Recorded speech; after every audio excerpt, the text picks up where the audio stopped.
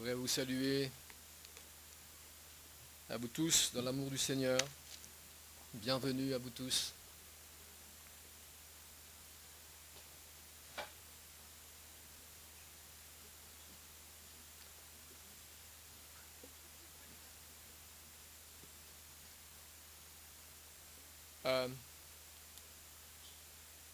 J'aurais deux questions à vous poser ce matin. La première, c'est, êtes-vous prêts à écouter la parole de Dieu? Et la deuxième, c'est, êtes-vous prêts à commettre un meurtre?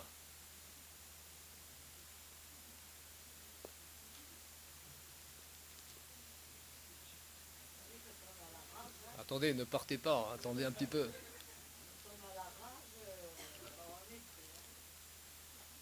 Alors on va voir ce matin comment tuer un géant. Ou comment tuer des géants. Il peut y en avoir plusieurs. Eh bien, une histoire que tout le monde connaît, beaucoup connaissent, même ceux qui ne sont pas forcément dans les églises, mais dont il existe des films qui a été fait. C'est cette fameuse histoire que la Bible nous relate, l'histoire de David et de Goliath. Donc on va voir ensemble comment tuer un Goliath. C'est une belle histoire très connue. Et quand j'étais enfant à l'école biblique, l'école du dimanche, c'est une histoire que j'aimais bien.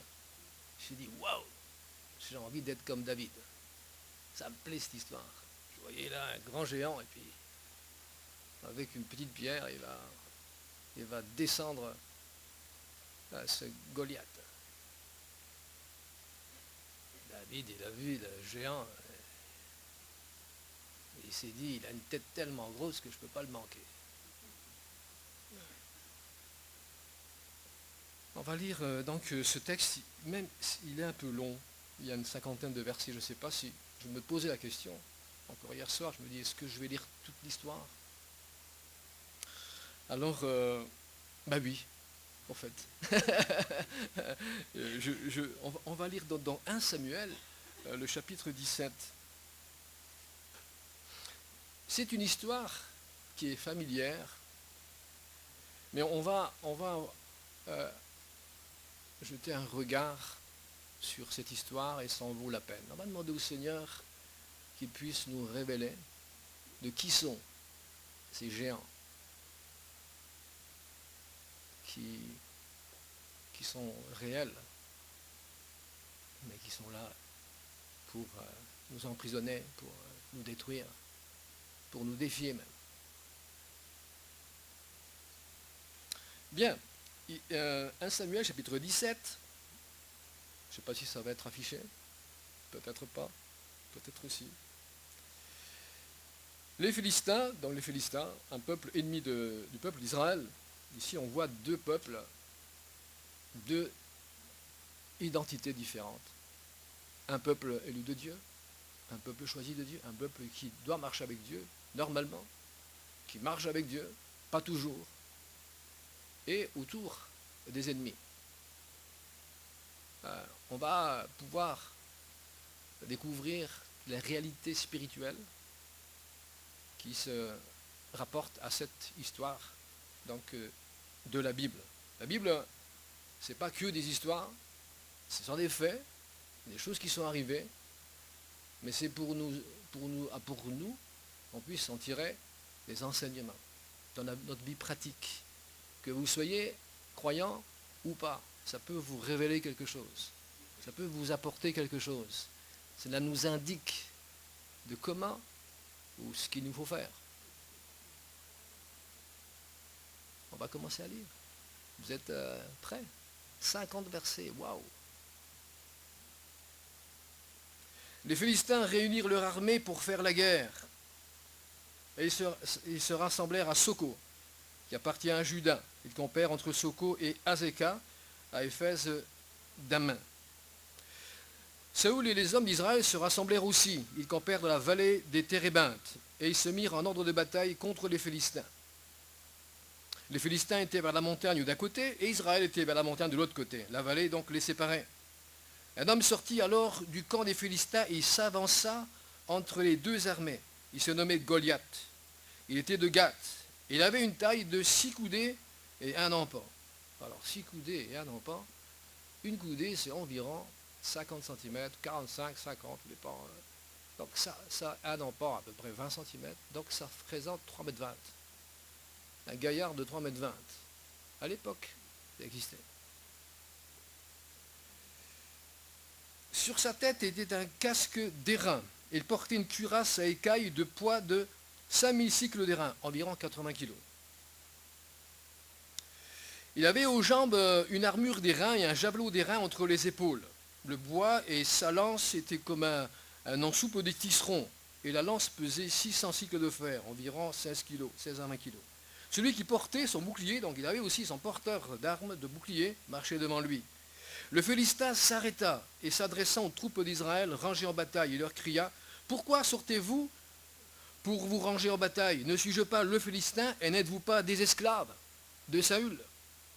Choisissez un homme qui descende contre moi. S'il peut me battre et qu'il me tue, nous vous serons assujettis. Mais si je l'emporte sur lui et que je le tue, vous nous serez assujettis et vous nous servirez. » Le Philistin dit encore, je jette à ce jour un défi à l'armée d'Israël. Donne-moi un homme et nous nous battrons ensemble. Saül et tout Israël entendirent ces paroles du Philistin et ils furent effrayés et saisis d'une grande crainte. Or David était fils de cet Éphratien de Bethléem de Juda nommé Isaïe qui avait 8 fils et qui du temps de Saül était vieux avancé en âge. Donc Isaïe était vieux avancé en âge, non pas David. Les 3 fils donc d'Isaïe avaient suivi Saül à la guerre. Le premier-né de ces 3 fils qui étaient partis pour la guerre s'appelait Eliab, le second Abinadab et le troisième Shama. David était le plus jeune, et lorsque les 3 aînés eurent suivi Saül, David s'en alla de chez Saül et revint à Bethléem pour faire paître les brebis de son père. Le Philistin s'avançait matin et soir, et il se présenta pendant 40 jours. Isaïe dit à David de son fils, prends pour tes frères cet épha de grains rôtis et ces 10 pains, et cours au camp vers tes frères. Porte-leur donc la nourriture, porte aussi des fromages aux chefs de leurs milliers. Tu verras si tes frères se portent bien, et tu m'en donneras de nouvelles sûres. Ils sont avec Saül et tous les hommes d'Israël dans la vallée de Térébinth faisant la guerre aux Philistins. David se leva de bon matin. Il laissa les brebis à un gardien, il prit sa charge et partit comme Isaïe le lui avait ordonné. Lorsqu'il arriva au camp, l'armée était en marche pour se ranger en bataille et poussa des cris de guerre. Israël et les Philistins se formèrent en bataille, armée contre armée. David remit les objets qu'il portait entre les mains du gardien des bagages et courut vers les rangs de l'armée. Aussitôt arrivé, il demanda à ses frères comment ils se portaient. Tandis qu'il parlait avec eux, voici le Philistin de Gad nommé Goliath s'avança entre les 2 armées, hors des rangs des Philistins. Il tint les mêmes discours que précédemment et David les entendit. Et à la vue de cet homme, tous ceux d'Israël s'enfuirent devant lui et furent saisis d'une grande crainte. Chacun disait, avez-vous vu s'avancer cet homme? C'est pour jeter à Israël un défi qui s'est avancé. Si quelqu'un le tue, le roi le comblera de richesses et lui donnera sa fille, et il affranchira la maison de son père en Israël. David dit aux hommes qui se trouvaient près de lui, que fera-t-on à celui qui tuera ce Philistin et qui ôtera l'opprobre de dessus d'Israël? Qui est donc ce Philistin, c'est circoncis pour insulter l'armée du Dieu vivant? Le peuple répétant les mêmes choses lui dit, c'est ainsi que l'on fera à celui qui le tuera.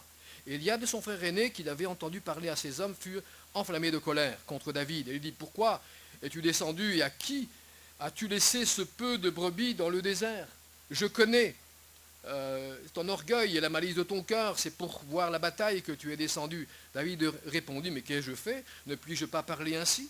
Et se détourna de lui pour s'adresser à un autre et fit les mêmes questions. Le peuple lui répondit comme la première fois. Lorsqu'ils eurent entendu les paroles prononcées par David, on les répéta devant Saül qui le fit chercher. David dit à Saül que personne ne se décourage à cause de ce Philistin. Ton serviteur ira se battre avec lui.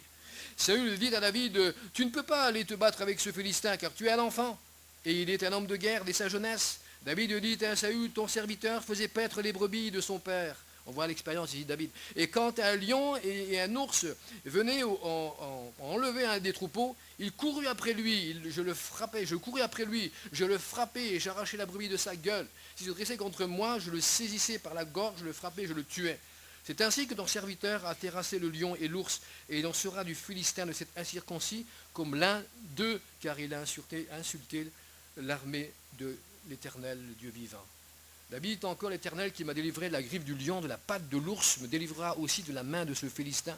Et Saül dit à David, va et que l'Éternel soit avec toi. On va passer au verset 45.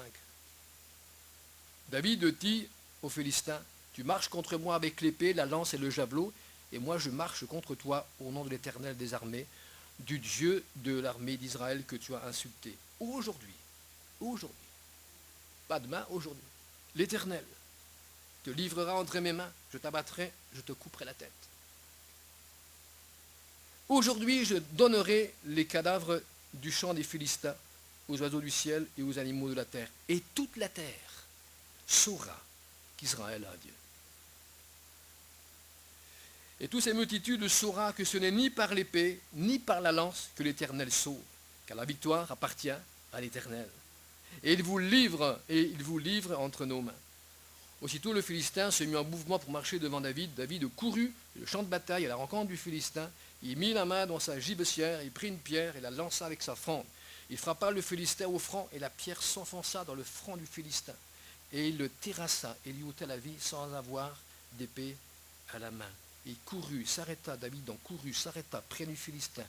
Il saisit de son épée, qui tira du fourreau, il le tua et lui coupa la tête.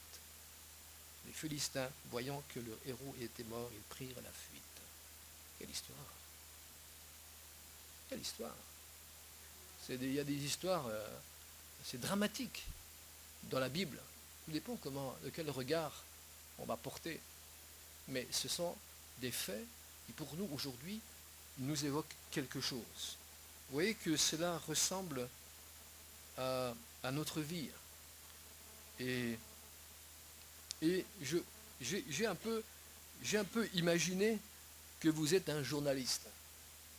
Vous êtes un journaliste et vous êtes en direct sur TF1. Donc j'ai fait un petit... je me trouve dans la région montagneuse, TF1, dans la région montagneuse de Juda, Soko. Je vois s'avancer ce géant de la race d'Anak, ami des Philistins. Vous pouvez l'apercevoir en direct. J'ai interviewé les soldats israélites, ils ont peur, ils ne savent pas comment s'en sortir, ils sont pris de panique. Même le roi du nom de Saül est déconcerté. Ils n'ont aucune solution. Cette menace des terroristes, ça fait plusieurs jours que cela dure. Nous en sommes toujours au même point. Je vous rappelle si la situation évolue. Vous avez déjà entendu ça, hein? Le défi de Goliath avait un effet démoralisant sur toute l'armée d'Israël. Et à un moment ou à un autre dans notre vie, nous ressentons que nous sommes confrontés à des géants que nous ne pouvons pas surmonter. Les géants, ils peuvent apparaître de plusieurs formes, de différentes façons. Alors, ce matin, j'aimerais vous dire comment tuer les géants qui nous menacent, les géants qui nous terrorisent. La réalité, tout d'abord, la première chose que je veux vous dire ce matin, c'est que nous devons faire face à ces géants. Il nous faut faire face. Des problèmes insurmontables, des dépendances, l'alcool, la drogue, la sexualité illicite. Ça peut être une situation, perte d'emploi, l'infidélité, trahison, maladie, relations familiales brisées, les abus, le viol, le rejet, l'abandon, le divorce, les blessures subies par le compagnon, le deuil, toutes ces choses-là sont pour beaucoup des géants dans lesquels le Seigneur nous montre ce matin où nous devons faire face. Alors comment faire? David a fait face ici à un géant qui dominait toute une nation. Et personne ne pensait qu'il avait une chance de pouvoir le vaincre. Et probablement, c'est souvent dans la pensée de beaucoup que vivant une situation telle qu'elle, vivant une situation d'esclavage, et même vous pensez que je ne pourrai jamais m'en sortir, que ma vie c'est ça, que mon destin c'est ça, que mon destin c'est être assujetti, asservi à tous ces fléaux de la vie, où mon corps, où mon âme n'aspire pas du tout à ça. Donc je m'y suis quelque part habitué, je m'y suis quelque part contraint. Je vis ma vie de cette façon, sans vraiment vivre, mais je survis.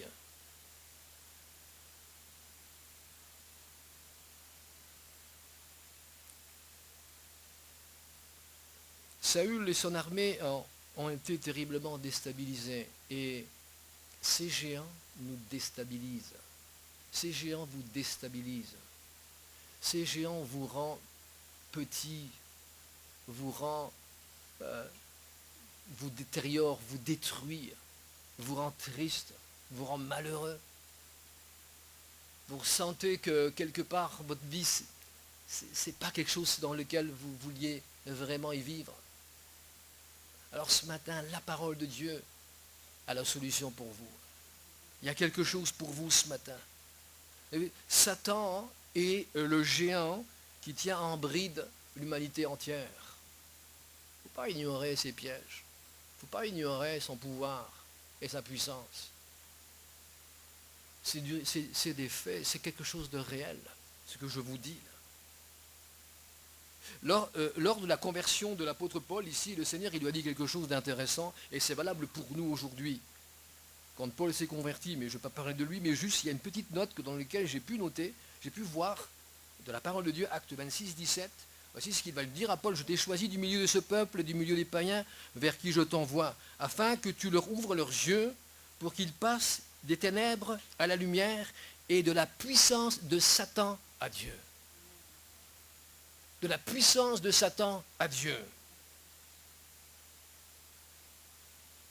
C'est intéressant de voir qu'on peut passer d'un état à un autre, qu'on peut passer d'une situation à une autre. Celle où nous avons grandi, celle où nous sommes nés, celle où nous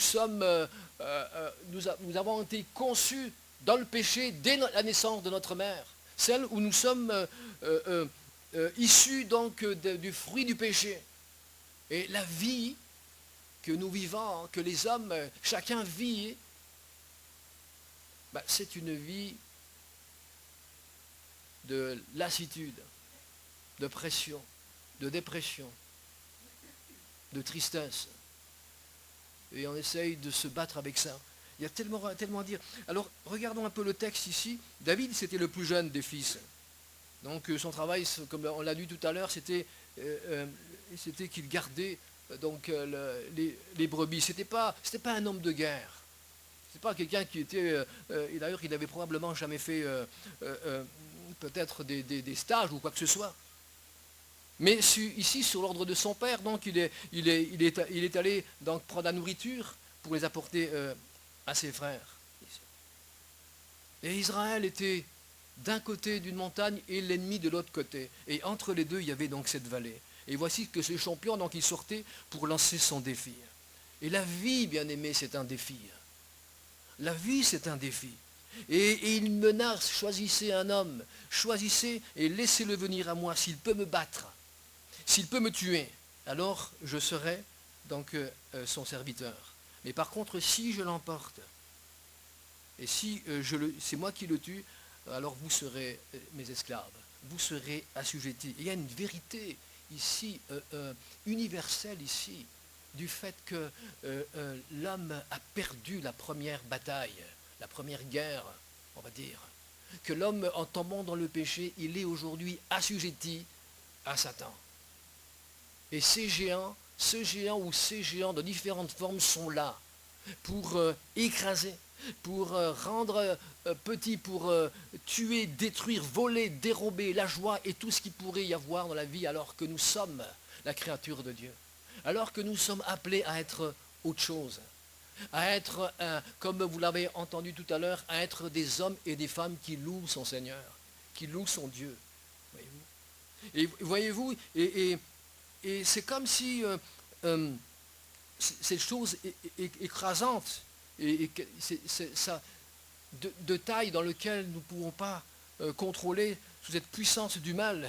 Et c'est vrai que les problèmes pèsent tellement sur beaucoup ici.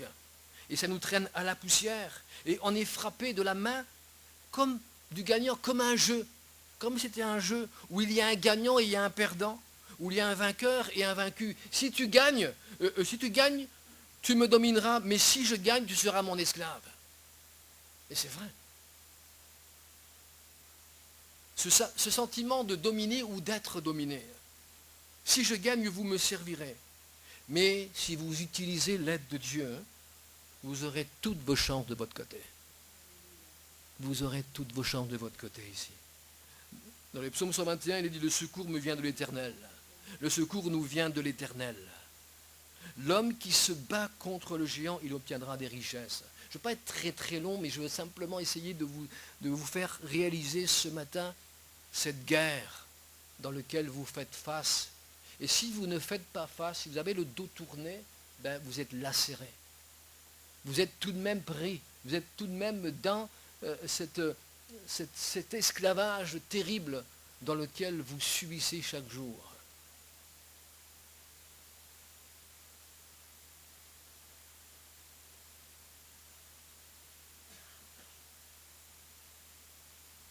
Lorsque nous sommes vainqueurs, il était dit ici, donc le roi d'Israël avait dit que si celui donc qui tuera ce géant, il sera comblé de richesses. Il lui donnera sa fille.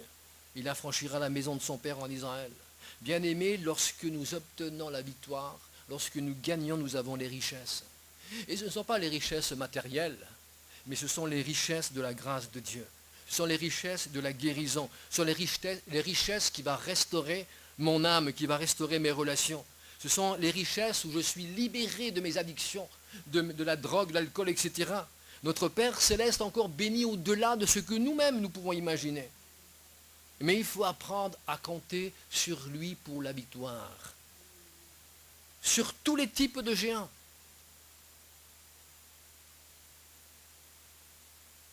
Le géant, comme je disais, nous a battus dès le départ. Nous sommes nés avec une défaite. Nous grandissons avec ça. Nous sommes nés dans le péché. Mais Christ est venu pour vaincre le plus grand des géants. Vous me suivez? J'espère que vous êtes avec moi ce matin. Il est venu pour ça. Et nous pouvons être convaincus que lui, il a battu le géant.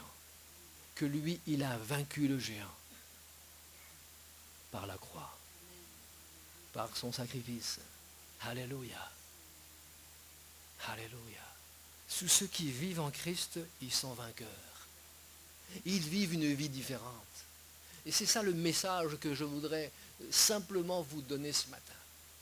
C'est que vous devez faire face à ces géants. Vous ne devez pas être esclave pendant des années et des années jusqu'à la fin de cette vie ici. Mais vous devez faire face. Mais pour cela, il y a une manière, il y a une façon, il y a une méthode qui est simple. C'est de prendre ce qui a déjà été fait en Jésus-Christ. C'est de prendre sa victoire. Alléluia. Voyez-vous, vous aurez des découragements, même les gens autour, ils vont dire, mais tu es trop petit, tu es un enfant, tu ne sais pas lire, tu ne sais pas écrire, et tu es ceci, cela, mais c'est un homme de guerre, tu ne pourras jamais vaincre ce géant-là. Tu ne vaux pas grand-chose. Vous aurez probablement ce découragement qui pourra venir des personnes proches de vous. qui vont essayer de vous déstabiliser. Mais David était un homme de foi. David avait déjà fait une expérience lorsqu'il a sauvé ses brebis. Lorsque le lion ou l'ours est venu pour tuer, donc pour venger ses brebis, il est allé là, il a tué l'ours, il a tué le lion, nous dit la parole. Donc il savait que l'Éternel était avec lui. Et bien aimé, le Seigneur, il est avec nous et il combat pour nous. Et ça, c'est quelque chose qu'il nous faut vraiment vivre, bien aimé. Alléluia. Vraiment vivre. Alléluia. On a juste besoin de dépendre de lui. Et dépendre du Seigneur, il y a un chemin pour cela. Comme David l'a dit dans le verset 47, la victoire appartient à l'Éternel. Et l'Éternel, notre Dieu, a emporté la victoire à la croix par Jésus-Christ. Alléluia. Bien-aimés, nous sommes nés dans la défaite, mais nous pouvons revivre dans la victoire, dans la liberté, de dire, Seigneur, je suis vivant par ta grâce. Et le Seigneur va livrer entre ses mains tout l'esclavage dans lequel nous avons vécu pendant des années et des années. C'est une guerre. C'est une guerre. Ce n'est pas une guerre physique. Ce n'est pas les gens le problème. Ce n'est pas les personnes. Vous savez, Satan, il est rusé. Il nous met en guerre contre les personnes. Et parfois, on voit des choses terribles. On voit les gens qui se frappent. On voit même jusqu'au meurtre, les gens, ils assassinent, les gens, mais le problème, ce n'est pas le vrai problème. Le problème, c'est le problème du cœur. C'est le problème intérieur. Voyez-vous, et les géants, ils sont à l'intérieur. Ils ne sont pas à l'extérieur. Ils sont à l'intérieur dans les vies de personnes. Ils sont à l'intérieur de nous, bien-aimés, lorsque nous ne sommes pas au Seigneur. Mais Dieu veut fournir ce matin la puissance pour nous délivrer des choses même que nous ne pouvons même pas imaginer. Vous savez, ce géant, il était armé, il avait tout son arsenal. Et c'est un peu cette société qui a tout son arsenal. Mais David, avec une pierre et une fronde, il a battu, donc il a terrassé ce géant. Tout ce qui est impossible pour vaincre le géant, ou les géants, c'est impossible par mes propres armes. Écoutez bien, c'est impossible par l'effort et l'aide même de mes amis. C'est impossible par mes connaissances, par la science, par la politique, par la démocratie, par le social. Elles sont impossibles. Ou par ma bonne volonté, par mon énergie, par tous les efforts que je pourrais faire de moi-même. Je ne pourrai jamais vaincre ces géants. Nous n'avons pas besoin ni d'armes physiques, mais il suffit de la foi en Dieu. De la foi, bien-aimée, au Seigneur Tout-Puissant. Alléluia. Gloire au Seigneur. Je raconte une petite histoire. C'est cet enfant qui va, il est à la plage et il veut creuser dans le sable, il veut faire un grand trou. Et voilà qui se trouve, il rencontre une pierre. Donc, mais alors il insiste et il va essayer de creuser encore et il essaye d'enlever cette pierre. Mais il voit que cette pierre, c'est plus qu'une pierre, c'est un rocher. Et à un moment donné, c'est un enfant, il est fatigué et il dit j'en peux plus, j'ai fait tout ce que j'avais à faire, j'ai fait tous les efforts qu'il fallait pour pouvoir enlever cette pierre, pour pouvoir creuser encore. Et donc il s'assoit là et puis il se met à pleurer. Et il y a une ombre qui vient sur lui et c'est son papa. Et son papa le regarde, il dit mais pourquoi pleures-tu? Et l'enfant lui dit je n'arrive pas à enlever cette pierre. Et le père lui dit mais pourquoi tu ne m'as pas demandé? Voyez-vous, il nous faut demander l'aide du Seigneur. Il nous faut demander son secours, bien-aimé. Alléluia. On pourrait poursuivre avec sincérité par tous nos efforts, mais nos efforts ne seront jamais assez suffisants pour surmonter les coups durs de la vie, pour surmonter et détruire les géants. J'aimerais aussi apporter ici ce matin à vous les croyants, vous qui êtes déjà dans le Seigneur. Les géants attirent notre attention sur ce que nous n'avons pas. Les géants ne cessent de nous immobiliser pour nous empêcher même d'être actifs.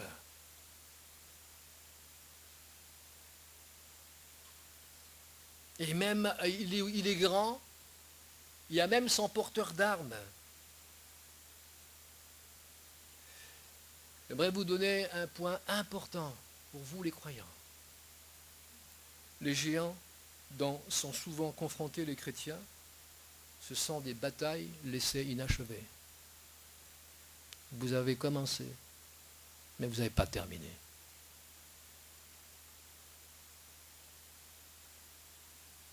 Ne laissez jamais un ennemi vivant derrière vous.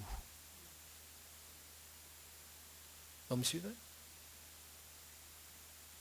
C'est important. Le géant, l'ennemi doit mourir. Il faut le tuer, il faut le rendre inerte. Il n'aura plus aucun pouvoir sur ma vie. Et quand je parle des géants, j'ai fait référence à beaucoup de choses tout à l'heure. Ça peut être la haine, l'amertume, les divisions, les problèmes personnels, les colères. Il nous faut tuer, terrasser, tuer. Il ne faut pas l'endormir. Il ne faut pas lui donner un coup un dimanche matin et que le lundi, il se réveille à nouveau. Il nous faut tuer les géants qui nous persécutent et qui nous rendent bien-aimés, qui nous paralysent. Et hélas, le Seigneur nous appelle à ce que vous puissiez être libérés de ces géants. Israël et Saül, ils ont vu un géant imbattable. Mais David a vu un Philistin incirconcis, c'est-à-dire une personne sans relation avec Dieu. Littéralement, ça veut dire ceci, qui n'appartient pas au peuple de Dieu, qui n'a pas de communion avec le Seigneur. Mais vous qui avez la communion avec le Seigneur, et vous qui voulez ce matin rencontrer votre Seigneur, vous devez faire face. Il y a un monde spirituel qui est réel et beaucoup de chrétiens l'ignorent, comme si rien n'était. Mais si votre vie n'est pas ce qu'elle est, n'est pas ce qu'elle doit être, vous êtes face à des géants. Vous êtes confronté à des géants et vous n'êtes pas un homme libre. Le Seigneur, il veut ce matin vous utiliser chacun de nous. Mais si tu n'es pas actif, si tu n'es pas celui que Dieu veut que tu sois, tu fais face à des géants. Il ne faut pas tourner le dos, mais il faut faire face. Alléluia. Et c'est ce que j'ai décidé dans ma vie depuis bien longtemps. Alléluia, gloire au Seigneur. Peu importe, je ne veux pas contenter les uns ou contenter les autres. Je ne veux pas me rassembler avec les perdants. Je veux être un vainqueur. Il n'y avait qu'un David dans toute une armée. Mais sois le David. Sois le David, sois le courageux. Sois celui qui soit rempli du Saint-Esprit. Celui qui croit à la puissance de Dieu. Celui qui est en accord avec ce que la parole de Dieu, elle dit. Encore ce matin. Et ça, c'est une invitation. J'aimerais vous dire également ceci. David, vous savez, c'est le type de Jésus-Christ. Il lui ressemble. C'est de Jésus-Christ notre Seigneur et notre Sauveur. C'est lui notre champion. Il a tué, je l'ai dit tout à l'heure, il a tué 2 Goliaths, le péché et la mort. La mort est spirituelle. La mort physique, ce sera pour plus tard, mais la mort spirituelle. L'homme qui est avec le Seigneur, il ne meurt jamais. Notre corps, à un moment donné, il s'arrête parce qu'il n'est pas éternel, il est mortel, mais il viendra le jour où nous revêtirons un corps nouveau. Un nouveau corps. Un corps glorieux. Celui qui probablement avait Adam et Ève au tout début. Mais la mort est venue à cause du péché. Le plus grand géant, c'est le péché et la mort, bien-aimés. Et le Seigneur, il nous invite à rentrer dans cette dimension-là. Alléluia. Vous devez penser à Jésus-Christ et le recevoir. Voyez-vous, et la clé, et là je m'adresse à vous qui encore n'avez pas fait le pas avec le Seigneur, la clé, bien-aimés, pour pouvoir vaincre le géant, c'est la repentance. On doit se repentir. Mais voyez-vous, se repentir, c'est pas s'excuser. Ce n'est pas demander pardon à la légère, ici, comme on le ferait après avoir bousculé quelqu'un ou excuse-moi. Non, bien aimé. La repentance véritable nous conduit à rejeter du fond du cœur les péchés que nous avons commis. Et on désire ardemment de ne plus les commettre. C'est important. L'amour de Dieu nous invite à cela. C'est son amour qui nous invite à cela. Dieu, par amour, a accompli le plus grand des miracles. Il a abattu le plus grand des géants. Mais si nous ne sommes pas en Jésus-Christ, ce géant, il a la possibilité encore de nous rendre esclaves. Et de nous rendre petits, de nous écraser. Et même de nous tuer et de nous emmener même en enfer. Mais ce n'est pas ce que Dieu veut. Et je ne pense pas que c'est ce que tu veux toi non plus. Mais est-ce que tu crois? Est-ce que tu veux croire ce matin à la vérité de la parole de Dieu? Et se repentir pour obtenir le pardon de nos péchés.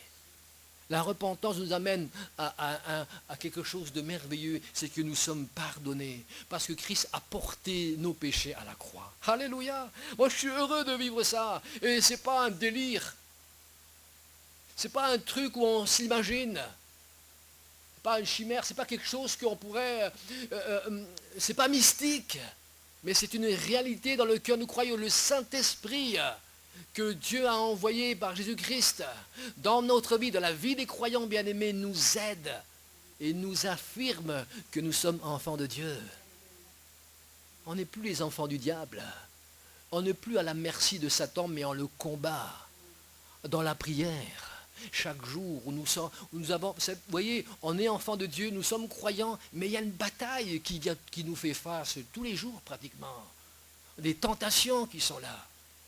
Et on peut glisser, on peut tomber, mais merci Seigneur, que si par malheur je glisse dans le péché, j'ai un recours, je dis, oh Seigneur, merci parce que tu me révèles ce matin que j'ai menti, j'ai fait ceci, j'ai fait cela. Seigneur, pardonne-moi. Et quelle joie, un cœur pardonné, c'est un cœur le plus joyeux de la terre, le plus heureux de la terre, même s'il n'a pas des biens, même s'il n'a pas de richesse.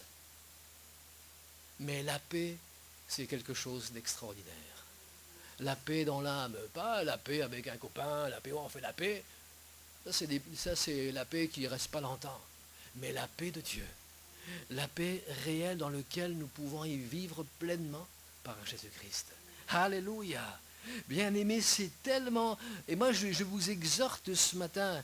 Et voyez-vous, cet appel de Dieu, ça a parcouru les siècles, les chrétiens.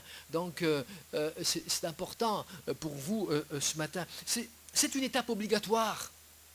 La repentance, c'est une étape obligatoire. C'est indispensable pour recevoir le salut, pour sortir de l'esclavage, pour passer de la ténèbre à la lumière, pour ne plus être soumis à la puissance de Satan, mais à Dieu. Alléluia. À Dieu. Alléluia. Oh, vous savez, quand vous êtes à Dieu, vous êtes heureux. Même s'il arrive des choses, même s'il arrive parfois des choses difficiles, mais Seigneur, je me remets ma vie entre tes mains. Alléluia. C'est tellement beau. La Bible dit, repentez-vous car le royaume des cieux, il est proche. C'est proche. Repentez-vous et croyez à la bonne nouvelle. Repentez-vous et que chacun de vous soit baptisé au nom de Jésus-Christ. Repentez-vous et convertissez-vous pour que vos péchés soient pardonnés, soient effacés. Ça veut dire que lorsque vous venez au Seigneur et que vos péchés sont effacés, c'est comme si vous n'aviez jamais péché. C'est ça que Jésus vous voit. C'est comme ça que le Père, il oublie volontairement les péchés que vous avez commis parce qu'ils ont été effacés par le sang de Jésus. C'est pas beau ça? Alléluia. Il y aura une page blanche. Tout est effacé. Et une nouvelle page se tourne. Alléluia. Une vie dans laquelle mon âme aspirait tout le temps. Une vie merveilleuse. Alors on ne va pas se laisser vaincre par les géants. On ne va pas se laisser assujettir par les géants, bien-aimés. On va plutôt dire, Seigneur, je veux en finir avec ces géants. Je veux être libéré des géants. Alléluia. Je veux maintenant marcher avec toi. Êtes-vous prêts ce matin à tuer les géants de votre vie? Imaginez quand David a battu le géant, Il y a TF1 qui est arrivé là-bas. Incroyable. En direct, d'ailleurs, il a téléphoné pour être en direct. C'est incroyable. Un enfant, avec une fronde. On ne le connaît même pas, il n'est même pas populaire.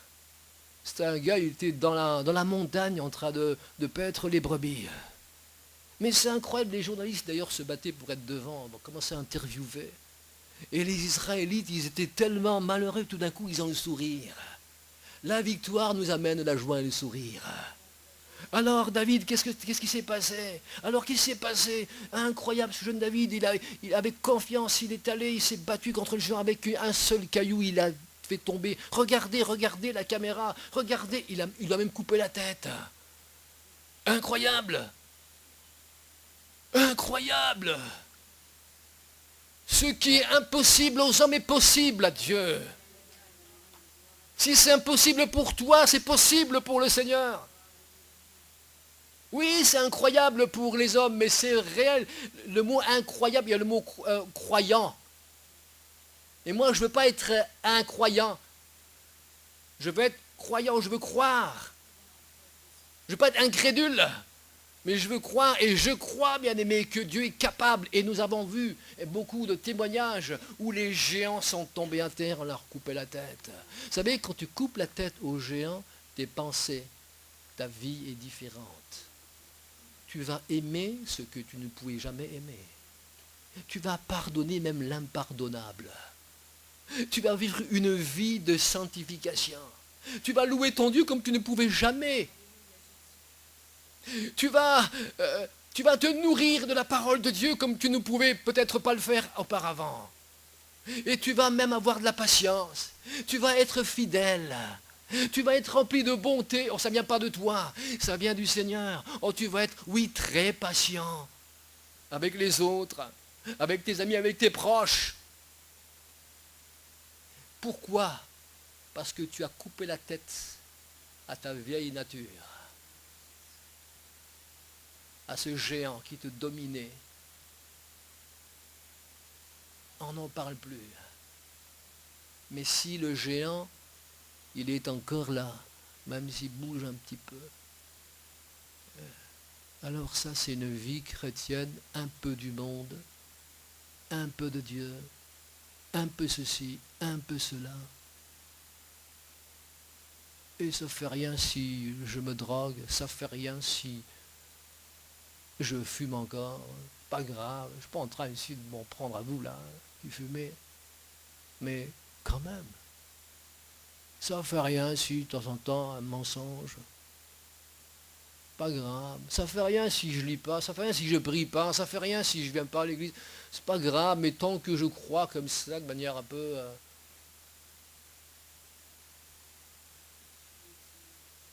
Attention, il faut couper la tête, ça veut dire être séparé. La tête, c'est la pensée, l'intelligence, il y a les yeux de la tête également. Il y a tous les 5 sens d'une vie antérieure pour une vie supérieure. C'est ça. Alléluia. Gloire au Seigneur. Est-ce que vous êtes prêts à tuer les géants?